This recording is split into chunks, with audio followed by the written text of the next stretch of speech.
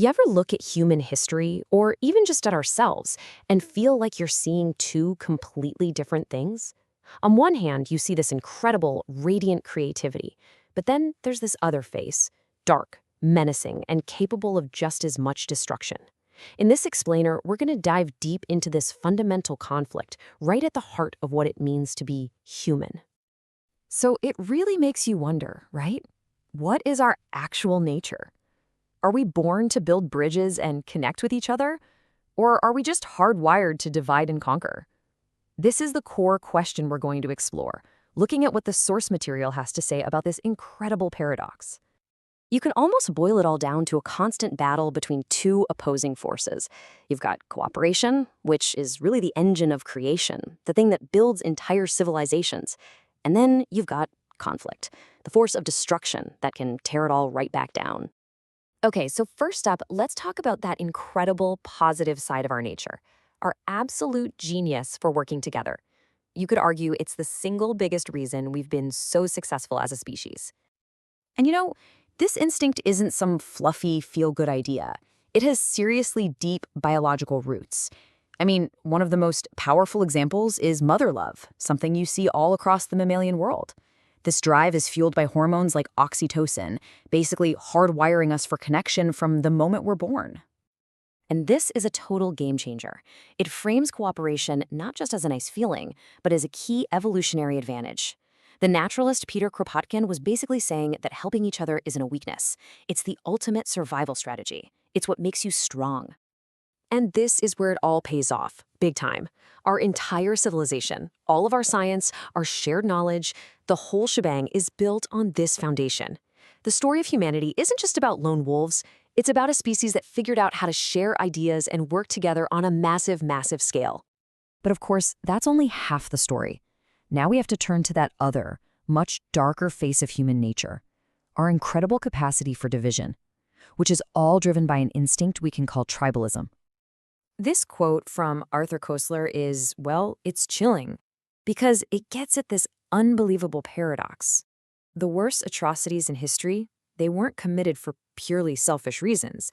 They were committed out of loyalty, devotion, and a really twisted kind of love for one's own group. That same beautiful instinct to connect can become a weapon against anyone on the outside. And you can see this play out on a horrifying scale with the rise of modern nationalism. The road to World War I shows this clear, scary pattern. A new power emerges, competition gets heated, and pretty soon, alliances harden into a really rigid us versus them mindset. This was tribalism, just amplified to the level of empires, setting the stage for a war like nothing the world had ever seen. And the cost? It's just staggering. 10 million young men killed. And that's not just an abstract number. Think about it. That's 10 million futures erased, countless families shattered, and an entire generation just brutalized, all of it fueled by devotion to one flag and aggression toward another. So what's actually going on in our heads here? Well, the psychology of tribalism is a real double-edged sword.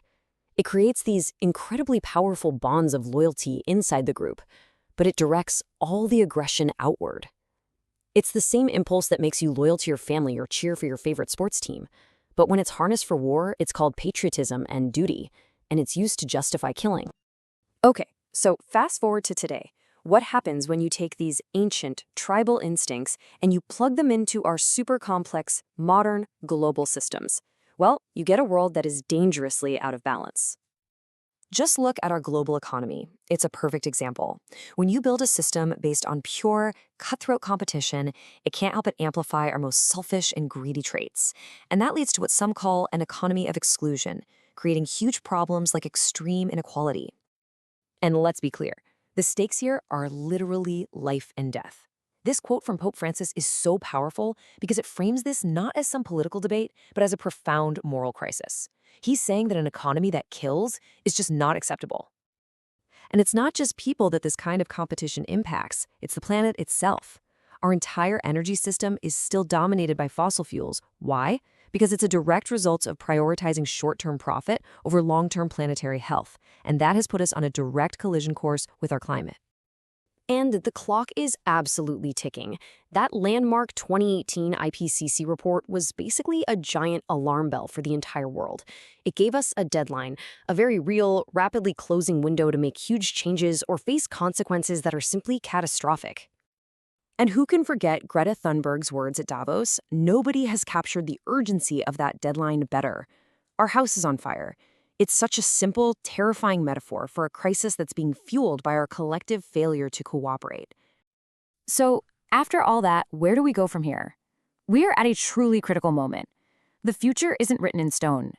It really, really depends on which of these two faces of our nature we decide to listen to.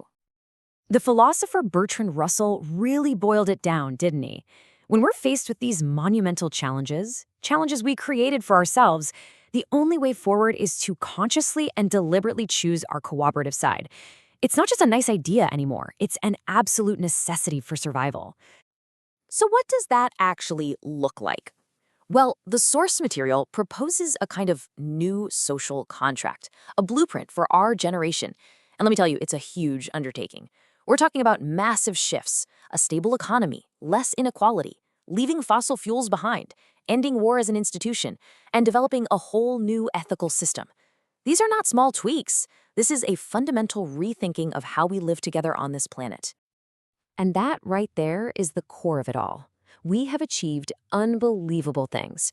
We've unlocked the secrets of the atom. We've peered into the distant universe. The final test, the ultimate test, is whether we can now unlock the secrets of our own nature and manage the paradoxes of the human heart before it's too late. So here we are, standing at a fork in the road.